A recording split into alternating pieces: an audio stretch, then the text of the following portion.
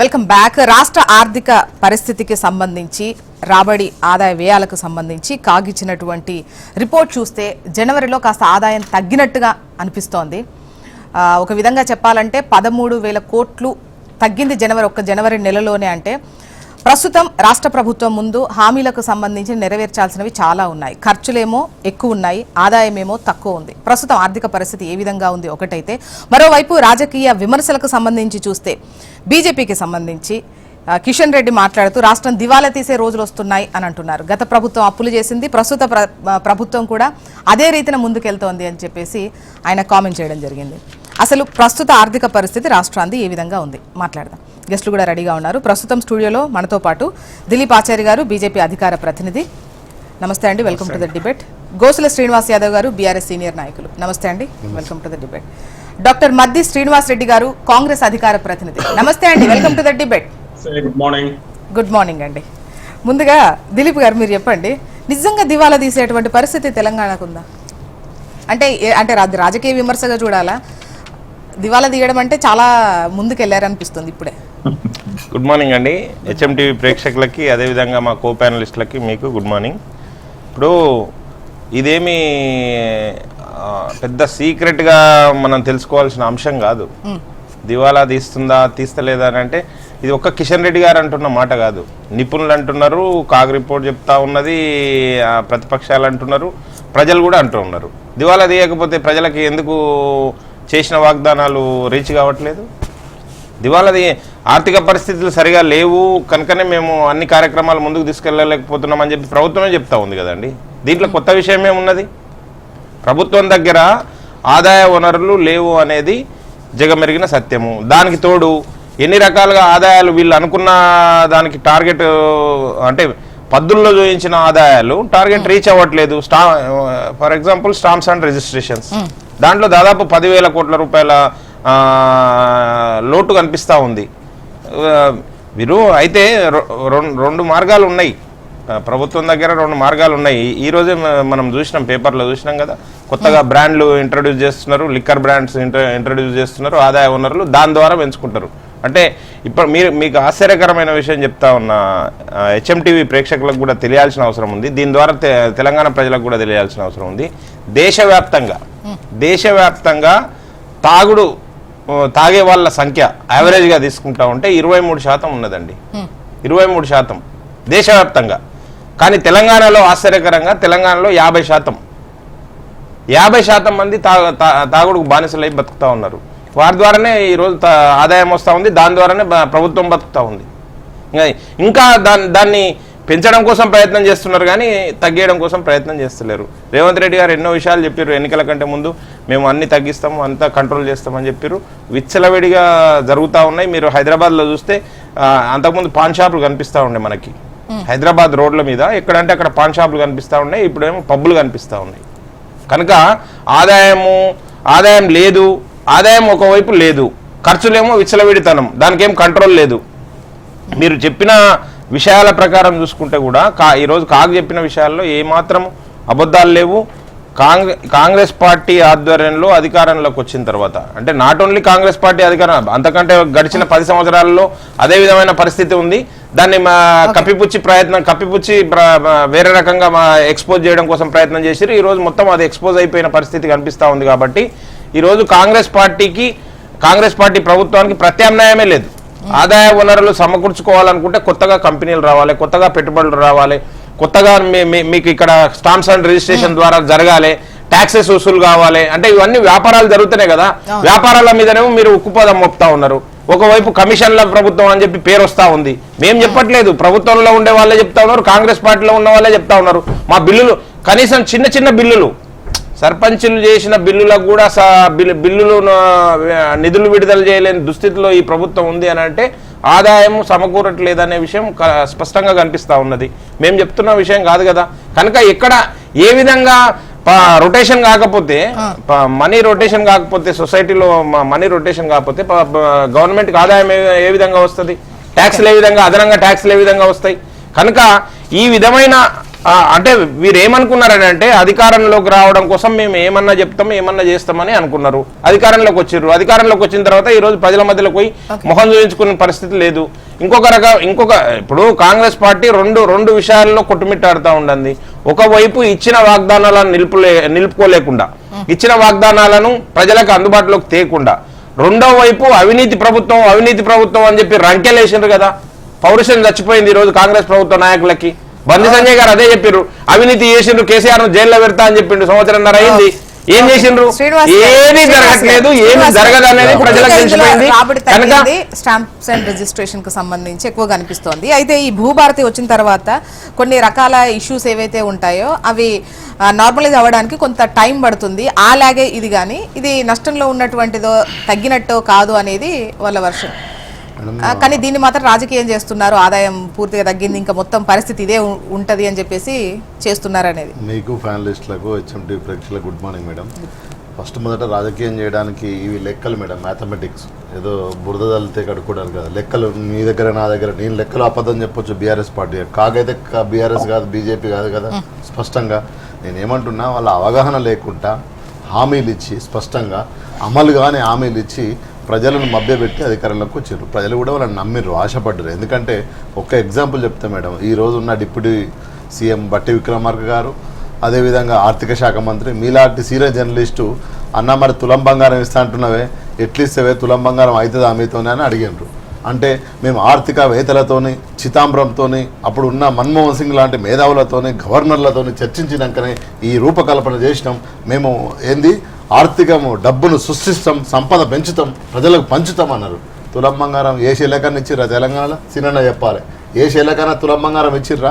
పోనీగా 1,16,000 మా సార్ ఇచ్చిన, మా నాయకుడు ఇచ్చిన 1,16,000 నేను ఇచ్చిర్రా?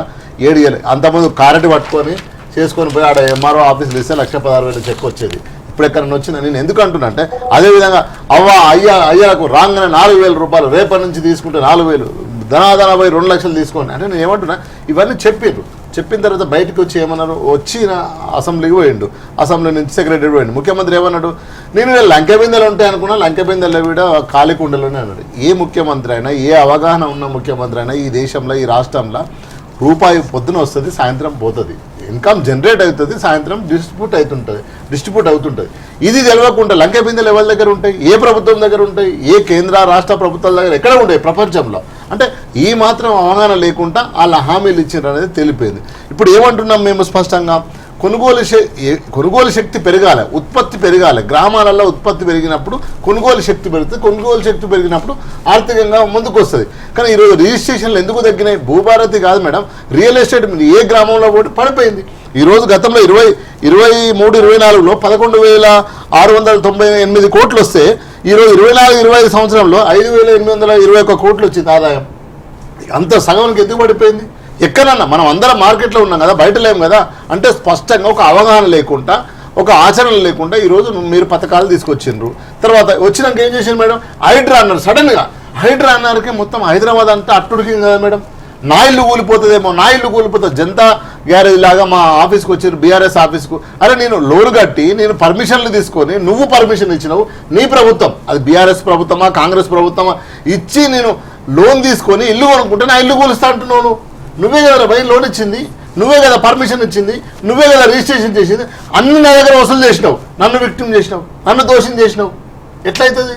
మళ్ళీ మనం లొల్లి పెట్టేసరికి ఇట్లా కాదు ఇట్లా పోతాం. ఈ హైడ్రాతో ఏమైంది మేడం? ఈరోజు ఎక్కడ ఫ్లాట్ కొనే పరిస్థితి లేదు, రియల్ ఎస్టేట్ పడిపోయింది. నేనేమంటున్నా, ఇప్పటికైనా మీరు ఏదో చెప్పొచ్చు, మనం డిబేట్లో సీనన్న మా మీద గెలవచ్చు, మేము సీనన్న మీద గెలవచ్చు, అల్టిమేట్గా అది కాదు ఇక్కడ క్రైటీరియా ఏంటంటే ప్రజలు సంక్షోభంలో పోతున్నారు, ఆర్థిక పరిస్థితి రోజు రోజుకి, దానికి మీరు చర్యలు ఏమైనా చేయగలుగుతున్నారా? ఆల్టర్నేటివ్ ఎదుర్కోగలుగుతున్నారా? ఊరికేనే ప్రతిపక్షాలపైన, వాళ్ళపైన, వీళ్ళపైన అప్పులు చేసింది అంటే ఈ దేశంలో, ఈ ప్రపంచంలో అప్పులు చేయని వాళ్ళు, అప్పులు ఎంతో లెక్కలు ఉన్నాయో. మీరు వచ్చే సంవత్సరం నరైంది సీనన్న 1,25,000 కోట్లు అప్పు చేసారు, మేము 3.5 లక్షలు అప్పు చేస్తే 10 నేనేమంటున్నానంటే, ప్రజల ఆర్థిక స్తోమత, కొనుగోలు శక్తిని ఎట్లా పెంచుతావు నువ్వు? ఎట్లా పెంచాలి? దానికోసం మీరు ఏ ఆర్థికవేత్తలు ఉన్నారో మీ దగ్గర, మీరు బడ్జెట్ మీరు ఏదైతే ఉన్నదో హామీలు పెట్టినప్పుడు గారు, ఈ ఆదాయం తగ్గడానికి మీరేం చెప్తారు? మీ కారణాలు ఏంటి? గుడ్ మార్నింగ్ అండి. హెచ్ఎండి ప్రధానికానికి, జ్యోత్స్న గారికి, గోసుల శ్రీనివాస్ యాదవ్ గారికి, అదేవిధంగా దిలీప్ ఆచార్య గారికి.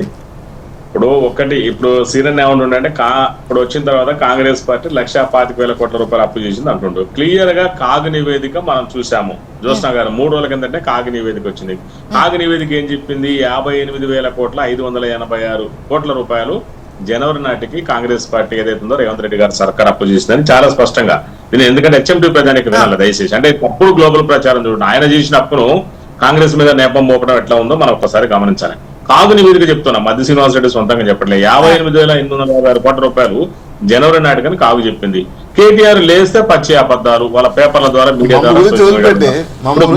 మీరు ఒక్కటి వినండి అన్న, ఒక్క నిమిషం అన్న, మీరు మాట్లాడేటప్పుడు నేను మాట్లాడాను.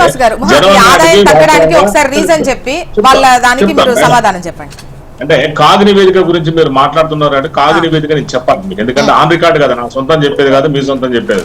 జనవరి నాటికి రాష్ట్ర రాబడుల కింద మొత్తం 1,83,000 కోట్ల 437 కోట్లు రావాలి. అంచనా వేసిన రాబడులు మాత్రం 2,74,000 కోట్ల 57,000. కానీ అంటే దీని లెక్క ప్రకారం చూస్తే 66.57% వచ్చిందండి. కానీ అంచనా వేవ్ ఎంత ఉందంటే 2,54,431 కోట్లు.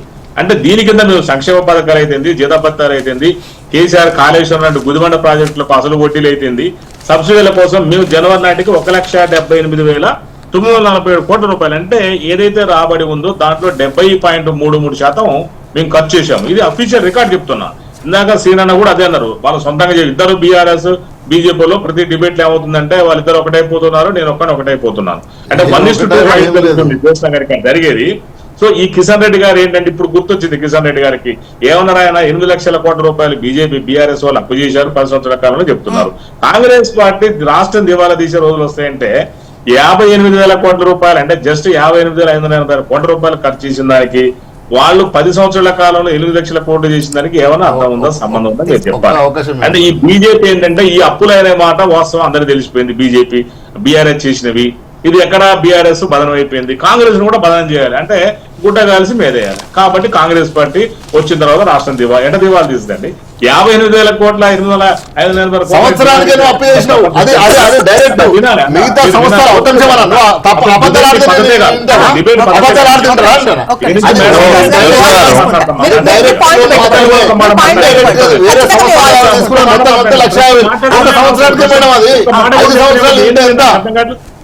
మీరు మాట్లాడకండి అన్న, మీరు వినండి దయచేసి వినండి.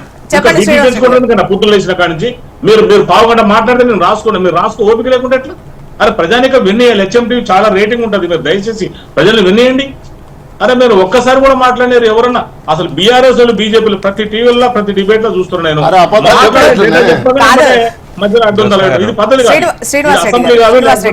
ఇప్పుడు మీరు చెప్పే లెక్కలను బట్టి మీరు 8 లక్షల చెప్పినప్పుడు వాళ్ళు లేదు కార్పొరేషన్ అప్పులు, గ్యారంటీ అప్పులు ఇవన్నీ వారసత్వం వచ్చినవి అవన్నీ మీరు అలాగే చెప్తారు. జ్యోత్స్న గారు ఎవరి టైంలో వాళ్ళు చెప్పాలి.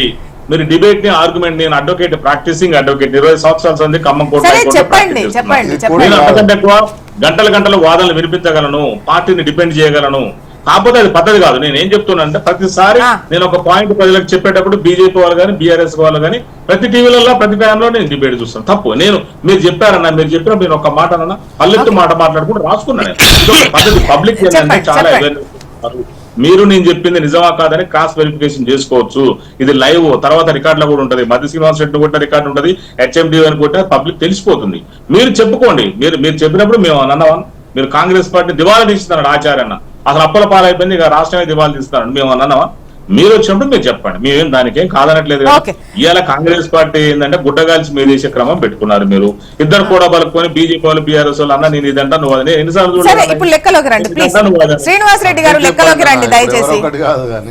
లెక్కల్లోకి వస్తున్నా మేడం. మీరు దయచేసి వాళ్ళు అడిగినప్పుడేమో అటు మీరు సంచలనం కోసం డిబేట్ పెడుతున్నారు, సబ్జెక్ట్ చెప్పాలి ప్రజలకు డిబేట్ పెడుతున్నారు. శ్రీనివాస్ రెడ్డి గారు మీ లెక్క అడుగుతున్నాను చెప్పండి. ఇప్పుడు నేను ఆ సమాధానం చెప్పేదాకా మీరు వెయిట్ చేసి తర్వాత చెప్తారా? చెప్పరాదండి, అడగండి, మీరు అడగండి.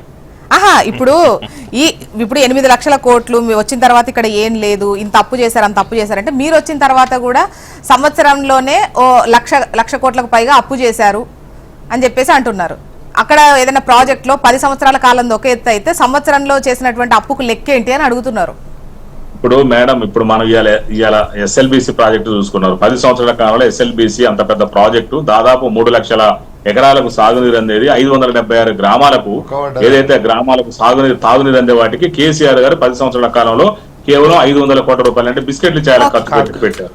మేము వచ్చిన తర్వాత మేడం ఒక్క నిమిషం, మేము వచ్చిన తర్వాత అక్టోబర్ 2024లో 4600 కోట్ల రూపాయలు పెట్టి ఒక బాహుబలి ప్రాజెక్ట్ లాగా చేసుకుంటూ పోతున్నాం. ఇవాళ దాని మీద కూడా గుడ్డగాల్సి ప్రయత్నాలు చేస్తున్నారు. ఇవాళ వాళ్ళు ఏ ప్రాజెక్ట్ లో ఖర్చు పెట్టారు?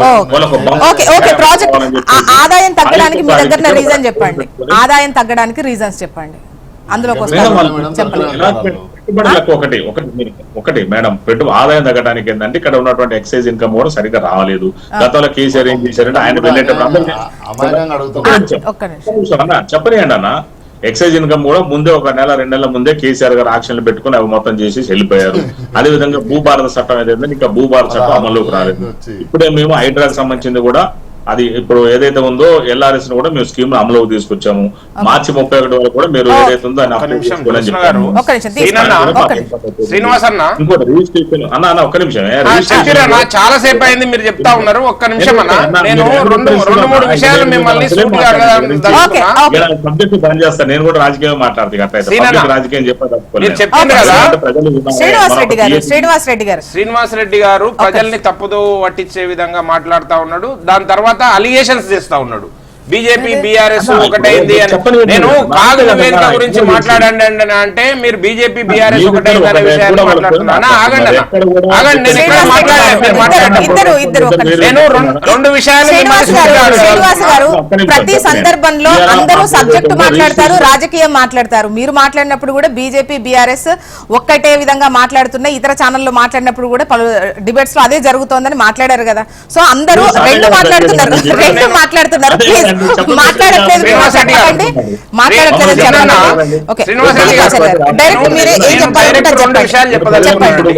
మీరేమన్నారంటే ఆదాయం ఎందుకు తగ్గింది? మీరు అడిగిన మౌలికమైన ప్రశ్న ఏంది అంటే శ్రీనివాసరెడ్డి గారు మీరు చెప్పిన సమాధానం శ్రీనివాసరెడ్డి గారు మీ టైం అయిపోయింది ప్లీజ్. జ్యోత్స్న గారు అడిగిన విషయం ఏందో ఆదాయం ఎందుకు తగ్గింది అని చెప్పి మా జ్యోత్స్న గారు అడిగినారు. మీరు 2 విషయాలు చెప్పిర్రు. అనుకున్నట్టు మద్యం మీద ఆదాయం రాలేదు అనే విషయం చెప్పారు. దానికంటే సిగ్గుచేటైన విషయం ఇంకొకటి లేదు. నేను మద్యం మీద ఆదాయం రాలేదు కాదు, అదే మద్యం మీద ఆదాయం వస్తేనే ప్రభుత్వం నడుస్తుందనే ఏదైతే మీ భ్రమ ఉన్నదో దాన్ని మేము తీవ్రంగా ఖండిస్తున్నాం. 2వ విషయం ఆగండి అన్న, నేను పాయింట్ టు పాయింట్ మన డిబేట్ కాదు. నేను మాట్లాడిన తర్వాత మళ్ళీ మీకు ఏమన్నా మాట్లాడండి. శ్రీనివాసరెడ్డి గారు మీకేమైనా డిసెంట్ ఉంటే మీ టైంలో మీరు మాట్లాడండి, నాకేం అభ్యంతరం లేదు. ఓకే ఓకే, నేను 2 విషయాలు చెప్తా ఉన్నాను. ఇంకొక విషయం చెప్పారు మేడం, మీరు ఎన్నికల వాగ్దానాల్లో 2వ విషయం ఏం చెప్పారంటే వాళ్ళు ఎల్ఆర్ఎస్ అది చెప్తా ఉన్నారు కదా, ఎల్ఆర్ఎస్ మీద ఒక్క రూపాయి ఆదాయాన్ని ఎక్స్పెక్ట్ చేయలేదు ఈ ప్రభుత్వం. ఎందుకంటే మీరు ఎన్నికల మేనిఫెస్టోలో ఫ్రీగా చేస్తామని చెప్పారు శ్రీనివాసరెడ్డి అన్న. ప్రజల్ని మభ్యపెట్టడం కోసం ప్రయత్నం చేయకండి. ఎల్ఆర్ఎస్ ను ఈ రోజు మీరు మళ్ళా సన్నాయి నొక్కులు నొక్కుంటా 25% సబ్సిడీ ఇస్తాము, ప్రజలందరూ మీరు రిక్వైర్ చేసుకోండి అని చెప్తున్నారు. ఆ రోజు ఫ్రీగా ఇస్తామని అన్నా, నేను పాయింట్ టు పాయింట్ మీరు మాట్లాడితే ప్రజలకు పోదన్నా. నేనేమంటున్నానంటే మీరు ఎల్ఆర్ఎస్ ఫ్రీగా చేస్తామన్నారు ప్రజలకి, మీరు ఈ రోజు ఏమంటున్నారు దాని మీద ఆదాయం వస్తుంది అనుకున్నాము, రాలేదు, అది లేట్ అయిందని చెప్తా ఉన్నారు. ఇది డబుల్ స్టాండర్డా కాదా మీరే చెప్పండి. మార్చి 31 వరకు ఎవరైతే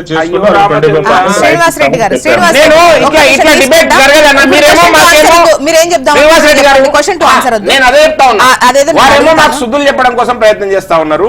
ఈ రోజు బీఆర్ఎస్ పార్టీ ఎమ్మెల్సీ ఎన్నికల లోపల పోటీ చేయట్లేదు. ఎవరి ప్రయోజనాలను కాపాడడం కోసం పోటీ చేయట్లేదు. మీకే కదా ఒత్తాసు వలుకుతా ఉంది. ఎమ్మెల్సీ ఎన్నికల లోపల మీరు పాయింట్ టు పాయింట్ మాట్లాడమని చెప్తే ఎట్లా మేడం? ఎవరి పాయింట్ నన్ను డిస్టర్బ్ చేస్తే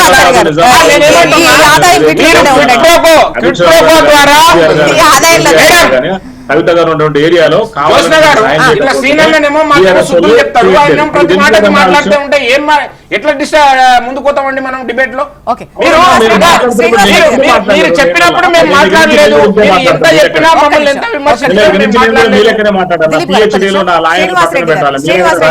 వాయిస్ తీసుకుంటా, ఖచ్చితంగా తీసుకుంటా. మీరు మాట్లాడే టైంలో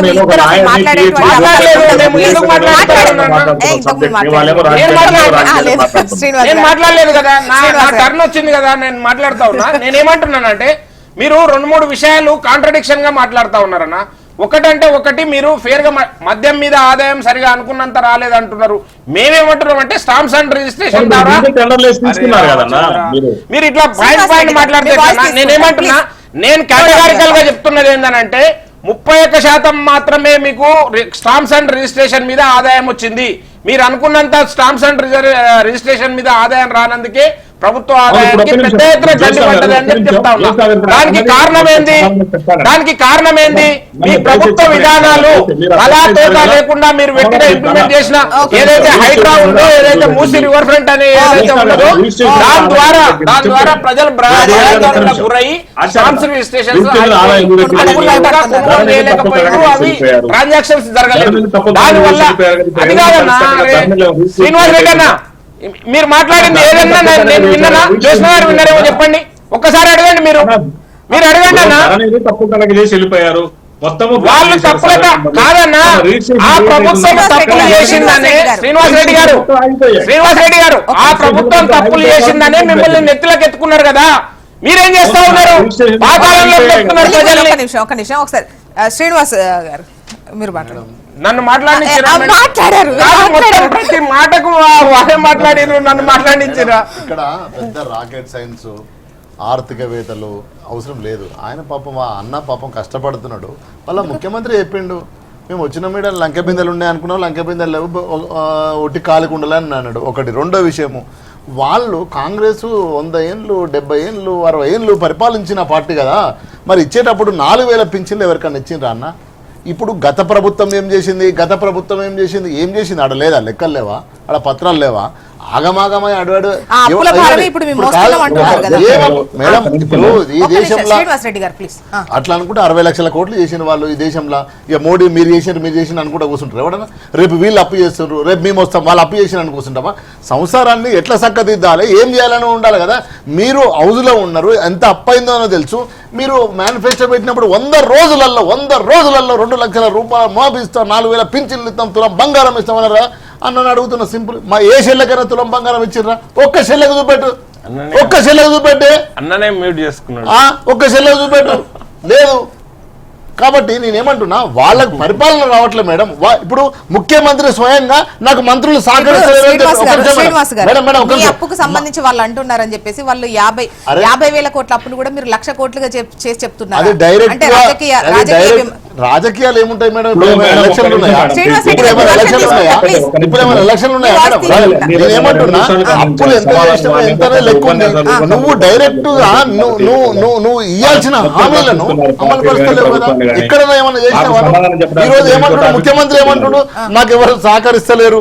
ముఖ్యమంత్రి మంత్రులు సహకరిస్తలేరు, తర్వాత అధికారులు సహకరిస్తలేరు. What is this nonsense going on? Is the state. You are a chief minister. ఎందుకు క్యాబినెట్లు విస్తరణ చేసుకోవాలి? ఇది రాజకీయం అంటున్నాను నేను. ఇప్పటివరకు హోంశాఖ మంత్రి లేడు, విద్యాశాఖ మంత్రి లేడు, బీసీ వెల్ఫేర్ ఏం చేస్తున్నారు మీరు?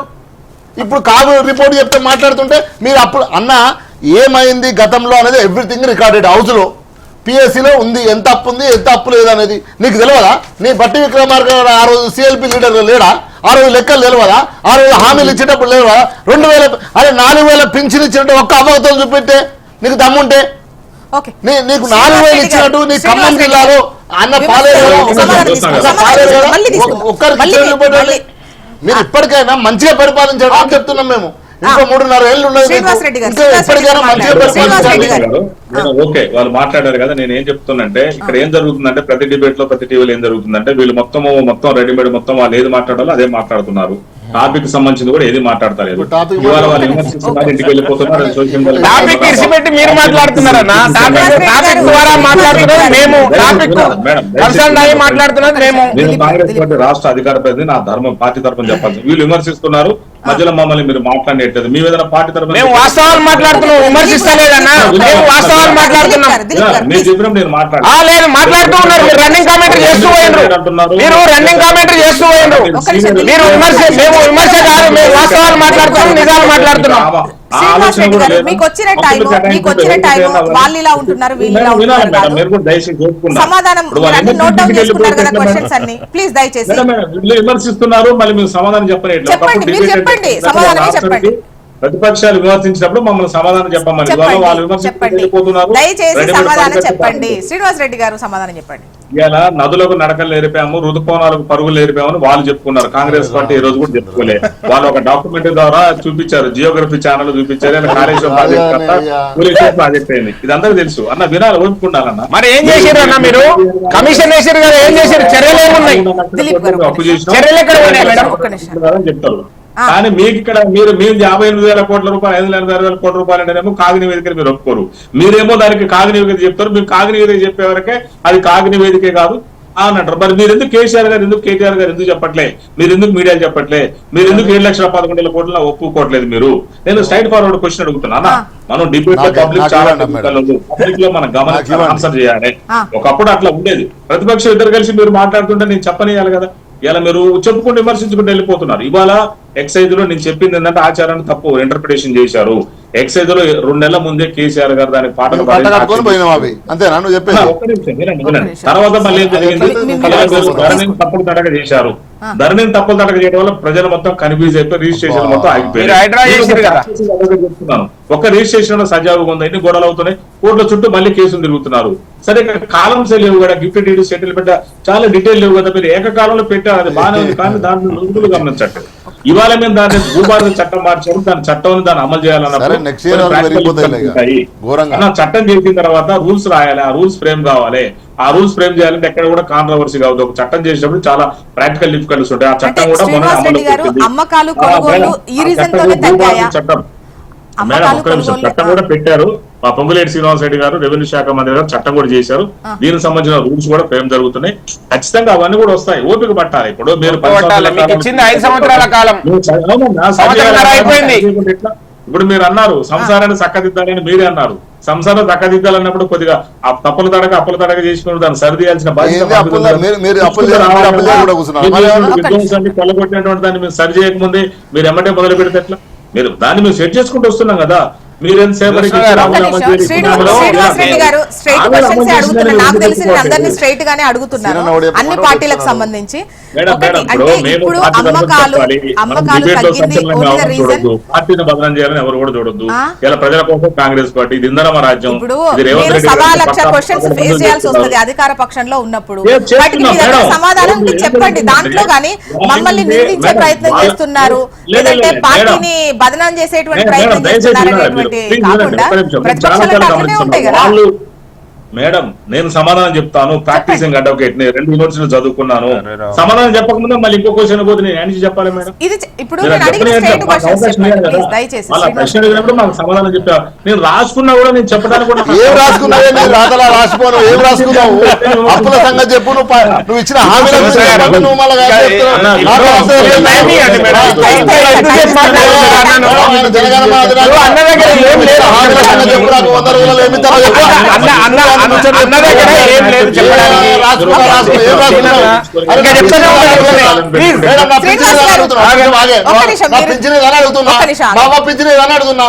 పెళ్లి చేసిన తులం బంగారం గది చెప్పమంటే నేను రాసుకున్నా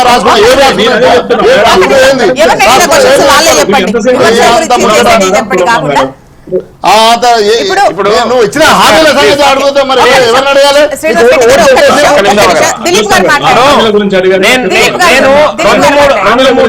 చాలా పర్టికులర్ గా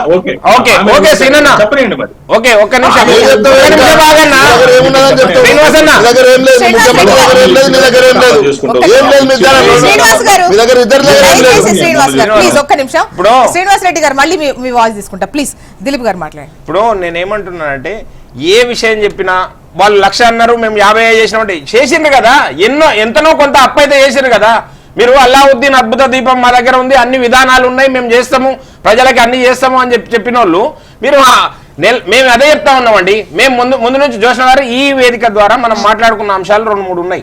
ఏమన్నాం?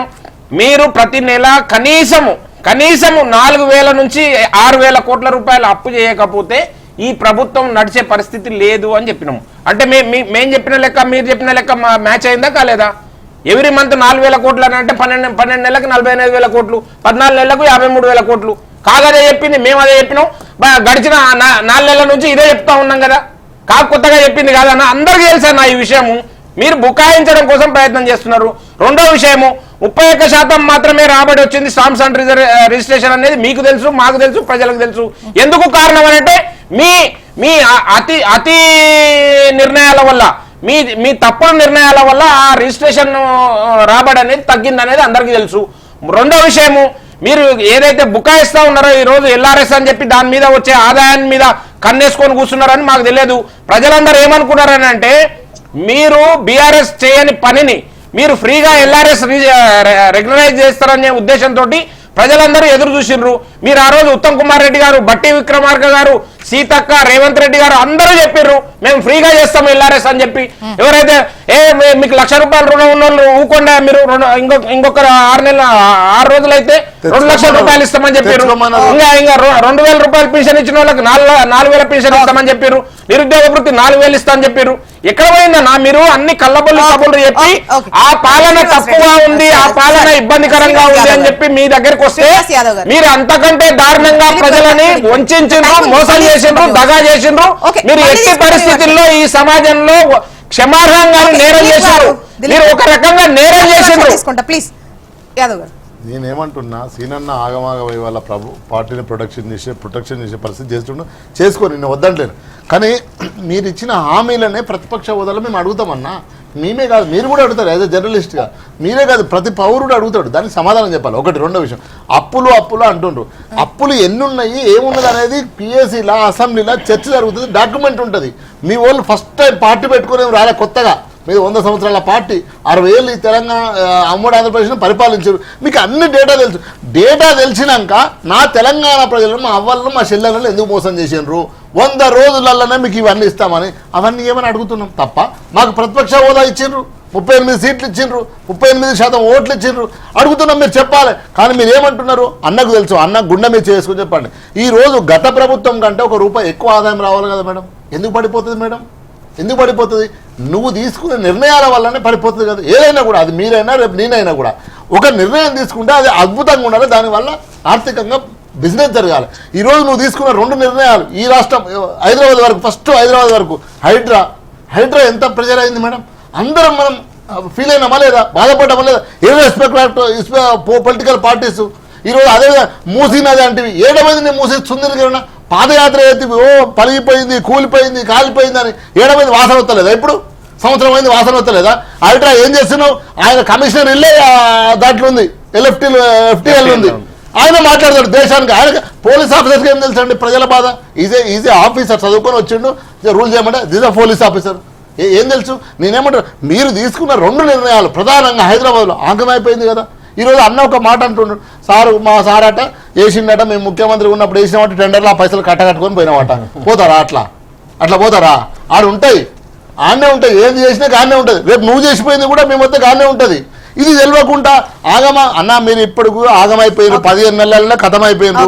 ఇప్పుడు ఊళ్ళల్లో మేడం ఒక రైతు బంధు మేడం, రైతు బంధు ఎత్తే ఒక నిమిషం మేడం, రైతు బంధు ఎత్తే మేడం ఊళ్ళల్లో పైసలు అంటే ఇప్పుడు బీజేపీ మనం ఒక పని చేయాలి, హామీల మీదనే చర్చ పెట్టాలంటే సపరేట్ గా హామీల మీద చర్చ పెడదాం. ఇప్పుడు ఏమి ఏదైతే పెట్టమని ఇప్పుడు 2 నిమిషాలు మాట్లాడమని చేస్తానన్నారు.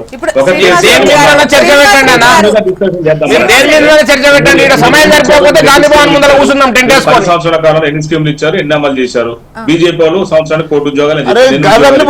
నువ్వేం చేస్తున్నావు చెప్పు, నా గురించి ఎందుకు, హామీల గురించి మాట్లాడితే నువ్వు ఇచ్చిన హామీలు నువ్వు అధికారంలో ఉన్నావు.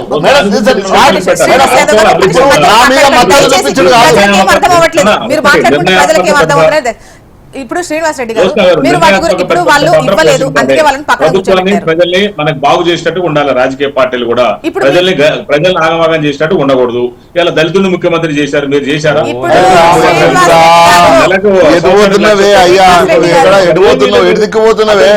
ఊరికని చేపటికి హామీలు ఇదేనా? ఓట్లు ఎట్లా వేసారు మరి?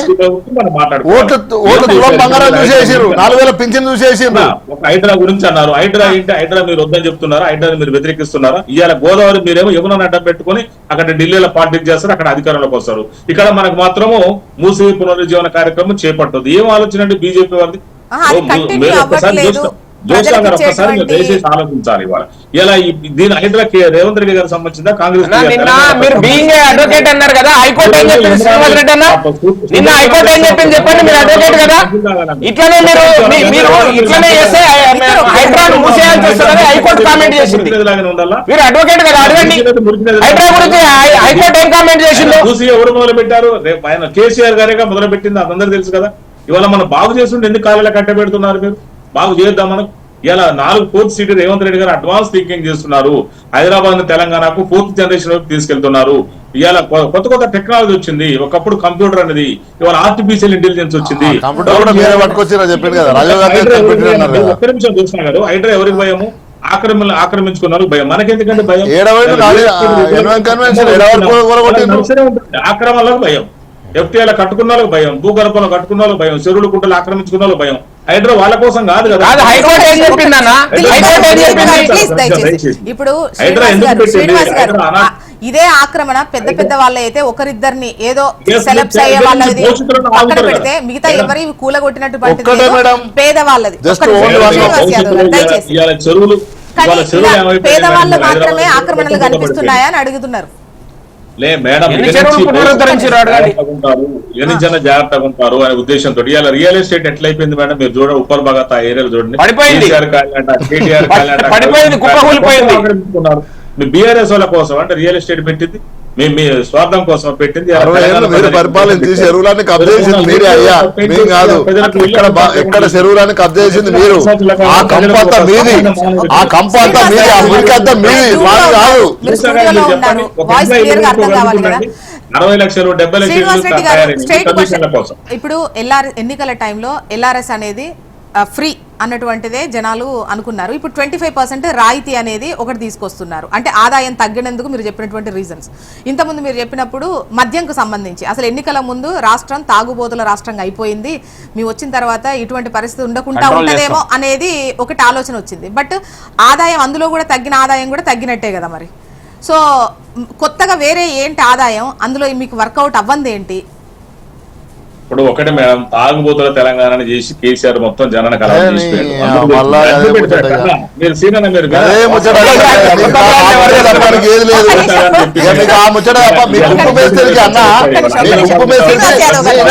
అలా గుంపు మేస్త్రికి పరిపాలించరాదు. ఆయన మేస్త్రి పని చేసినప్పుడు ముఖ్యమంత్రి ఎట్లయితే ఆగమాగం అవుతాడు. అందు గురించి ఏ మంత్రి సహకరిస్తలేడు, ఏ అధికారి సహకరిస్తలేడు. రాష్ట్రాన్ని సర్వనాశనం చేస్తున్నారు. పెట్టింది ఎవరు? మీరే కదా.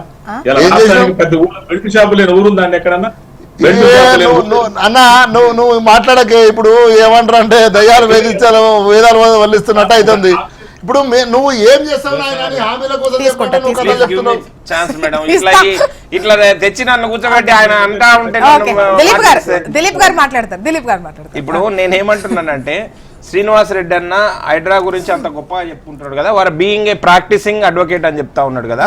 నిన్ననే హైకోర్టు ఒక కామెంట్ చేసింది. వారు ఆ కామెంట్ ఏం చేసిందని అంటే, మీరు ఇట్లనే అతి ఉత్సాహం, ఎందుకంటే శనివారం రాత్రి నోటీస్ ఇస్తారు, ఆదివారం కూల కొడతారు, ఎందుకంటే ఇంత ఆర్భాటం ఎందుకు అని అంటే హైకోర్టు ఏమన్నా చివరికి మీరు ఇట్లనే అత్యుత్సాహం ప్రదర్శించి మీరు ఈ వికటా చేష్టలు చేస్తే ఖచ్చితంగా హైడ్రాను మూసేయాల్సి వస్తుందని చెప్పారు. నేను చెప్పలేదు, ప్రజలు చెప్పలేదు, లేదనుకుంటే ఎవడో ఆక్రమించుకున్నాడు దొంగ చెప్పలేదు, హైకోర్టు చెప్పింది. బీయింగ్ ఏ ప్రాక్టీసింగ్ అడ్వకేట్ ఒక విధి విధానం లేకుండా ముందుకు పోతున్న హైడ్రాను గురించి గౌరవ హైకోర్టు కామెంట్ చేసిన విషయం మీ దృష్టికి వచ్చిందా రాలేదా అన్న? అదొక విషయం మీ విజ్ఞతగా వదిలిపెడతా. రెండో విషయం ఏంటంటే మీరు ఎన్ని రకాలుగా చెప్పినా ఏమంటారు, మేము మద్యం మీద ఆదాయము, రిజిస్ట్రేషన్స్ మీద ఆదాయము, లేదనుకుంటే ఎల్ఆర్ఎస్ మీద ఆదాయము అని దీని మీదనే ఆధారపడతా ఉన్నారు. కానీ అందరికి సమాధానం చెప్పారు. ఒక నిమిషం ఆగన్నా, నేనేమంటున్నా, నేను తొందరగా చేస్తాను మేడం, వారు తొందరగా చేస్తాను మేడం. చెప్పండి మేడం, ఎట్లా వినిపిస్తుంది మేడం? ఆయన మాట్లాడతా అన్నా ఆగండి, సీనన్న దండం పెడతాం, ఆగండి. వారు మోడీ గురించి కిషన్ రెడ్డి గురించి అది కాదు మన డిబేట్ ఏంది ఈ రోజు. తగ్గిన ఆదాయం ఎందుకు తగ్గింది, లేదు మీ దగ్గర ఇంకేదైనా ఆల్టర్నేట్ ఆలోచనలు ఉన్నాయా ఆదాయం పెంచుకోవడం కోసం అని చెప్పి మీరు అడుగుతా ఉన్నారు. దానికి ఒక్కటంటే ఒకటి నిర్దిష్టమైన సమాధానం రావట్లేదు. సీనన్న దగ్గర డిస్టర్బ్ చేస్తా ఉన్నాడు. ఈ రకమైన డిస్టర్బ్ చేయడం వల్ల ప్రజలకు ఏం పోతా ఉంది అంటే మీరు గందరగోళంలో పడేసి ఎన్నికల కంటే ముందు ప్రజల్ని ఏ విధంగా గందరగోళంలో పడేసినరో, అరే వారికంటే మీరు గొప్ప అనే ఏదైతే ఆలోచన క్రియేట్ చేసినరో అదే ఆలోచనను ఇంకా 5 సంవత్సరాలు కొనసాగించాలని చూస్తున్నారు. ఏది కూడా నిర్దిష్టంగా ఒక విధానంతో ముందుకు రావట్లేదు. మీరు ప్రజల్ని మభ్యపెట్టి మసిగూసి మారేడుకాయ చేయడం కోసమే ప్రయత్నం చేస్తున్నారు. కానీ ఏది కూడా మీ వల్ల కాదు, మీతోటి కాదు అని చెప్పి తేల్చేసింది ఈ ప్రజానీకం. నేనేమంటున్నా, సూచన చేస్తున్నా, ప్రతిపక్ష హోదాలో ఉండి స్పష్టంగా 3.5 సంవత్సరాలు ఇంకా ఉంది మీకు. ఇప్పటికైనా ఆదాయాన్ని పెంచుకునే మార్గాలు, ఉత్పత్తి మార్గాలు పెంచి ఇచ్చిన హామీలు ఉన్నాయి కదా నాయన, ఆ తులం బంగారం, పింఛన్లు గవిగా ఉన్నాయి కదా, 7,500 రూపాయలు, ఆ రైతు బంధు ఉన్నాయి కదా, గవ్వె వేసి కనీసం పుణ్యం కట్టుకోండి.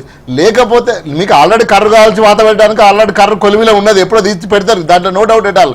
అందుగురించే ఈరోజు గ్రామ సభలు అంటే సర్పంచ్ ఎలక్షన్లో కూడా ధైర్యం చేస్తలేరు మేడం. ఎందుకంటే రైతు బంధు వల్ల లేదు మేడం. అంటే నేను ఏమంటున్నా, ఆన్ గోయింగ్ స్కీమ్స్ కూడా మేము మేడం ఆరోగ్యశ్రీ వైఎస్ఆర్ గారు పెడితే దాన్ని అట్టనే కంటిన్యూ చేసినాం. వై? బికాస్ అది పేదోడికి న్యాయం జరుగుతుందని. అంతేగాని అది రాజశేఖర రెడ్డి పెట్టిన స్కీమ్ కదా అని బంద్ చేయలే కదా, పేరు మార్చలే కదా. That is the concern to people, Telangana concern to people, BRS party. మేము వాళ్ళ కోసం పుట్టిన కాకపోతే ఇప్పటికైనా మీరు ఇచ్చిన హామీలను అమలుపరిచే చేయండి. మేము మాట్లాడితే మీరు అది అంటారు కాబట్టి ఈరోజు కావు లెక్కలు చెప్తున్నాయి. ఇప్పటికైనా ఒళ్ళు దగ్గర పెట్టుకొని పనిచేయాలి.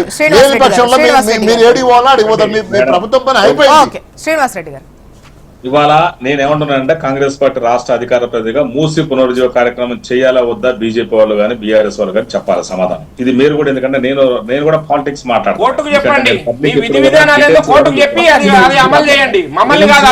మీరు ప్రతిసారి మీరు పెట్టినటువంటి స్కీముల గురించి మిమ్మల్ని అడుగుతున్నాను. కాంగ్రెస్ పార్టీ మీరు ఊకే స్కీముల గురించి మాట్లాడుతున్నారు కాబట్టి మీరు దళితులను ముఖ్యమంత్రి ఎందుకు చేయలేదు ఈ రోజు వరకు అడుగుతున్నా. కనీసం మీ దాంట్లో వర్కింగ్ ప్రెసిడెంట్ కూడా మీరు ఎందుకు శ్రీనివాస్ రెడ్డి గారు, నిజం చెప్పాలంటే మీకు టైం ఇస్తున్నాము, బట్ అయినా కూడా మీరు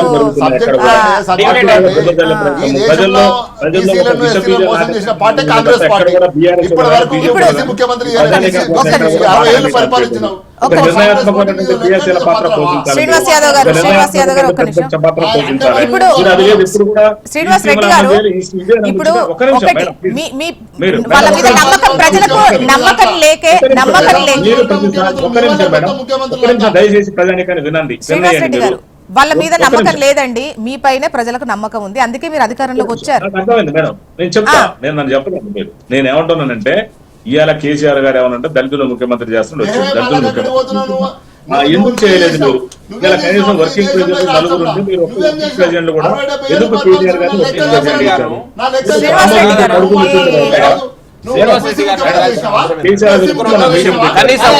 వాళ్ళకి మానవత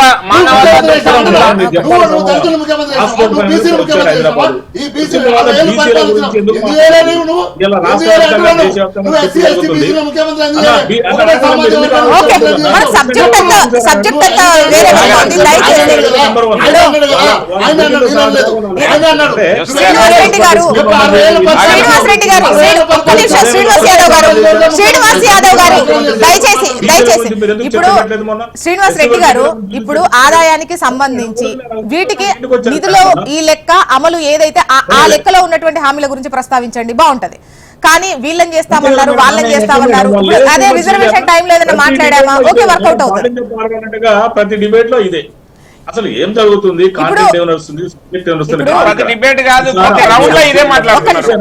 శ్రీనివాస్ రెడ్డి గారు, దెర్ ఇస్ నో డౌట్ మీరు ఇచ్చినటువంటి హామీలు ప్రజలు నమ్మారు కదా, దానికి కావాల్సింది నిధులు. కానీ ఇక్కడ ఆదాయం తగ్గింది. ఒక్క నిమిషం శ్రీనివాస్ యాదవ్ గారు, కాకపోతే ఆదాయం తగ్గింది. చాలా మామూలుగానే మీరు క్లిష్ట పరిస్థితి ఉంది రాష్ట్రంలో అని చెప్పేసి అధికారంలోకి రాగానే చెప్పారు, ఇక్కడ ఏం డబ్బులు ఏం లేదు, లంకె బిందెలు ఏం లేవు అని. సో ఆదాయం కూడా తగ్గింది. మరి ఏంటి పరిస్థితి? నిధులతో కూడుకున్నటువంటి హామీలు నెరవేర్చే పరిస్థితి ఏంటి? ఇప్పుడు నేను ఏమంటున్నానంటే మేడం, వాళ్ళు ప్రతిపక్షాలు కూడా క్రియాశీల పాత్ర పోషించాలి. రేవంత్ రెడ్డి గారు చాలా స్పష్టంగా అంటున్నారు. ఏమంటున్నారంటే కేసీఆర్ గారు రావచ్చు, పెద్ద ఆయన వచ్చి మాకు సలహాలు ఇవ్వచ్చు, ప్రభుత్వం ప్రజలకు ఏదో ఉపయోగపడ్డా మేము తీసుకుంటాము. ఇలా గోసుల శ్రీనివాస్ యాదవ్ గారు కానీ దిలీప్ ఆచార్య గారు కానీ ఏంటంటే ఒక నిర్ణయాత్మకమైన ప్రతిపక్ష పాత్ర పోషించాలి. విమర్శించడానికి మనం టీవీల ముందు కూర్చోవాలంటే సమయం అయిపోయిందండి. Okay, thank you. ఒకటి అంటే ఏదైతే ఉందో వచ్చిన తర్వాత ఉన్నటువంటి ఈ టెక్నికల్ ల్యాగ్ వల్ల ఇటువంటి ఆదాయం తగ్గడము అని చెప్పేసి అంటున్నారు. మేబీ నెక్స్ట్ ఇయర్ కి రెక్టిఫై అవుతుందో లేదో చూద్దాము. And thank you so much అండి డిస్కషన్ లో పాల్గొన్నందుకు. దిలీప్ ఆచార్య గారు, శ్రీనివాస్ రెడ్డి గారు, శ్రీనివాస్ యాదవ్ గారు, థ్యాంక్ యూ అండి. ఇది వాళ్ళ న్యూస్ అనాలిసిస్. చూస్తూనే ఉండండి హెచ్ఎం టీవీ. వార్త ఆగదు, నిజం తాగదు.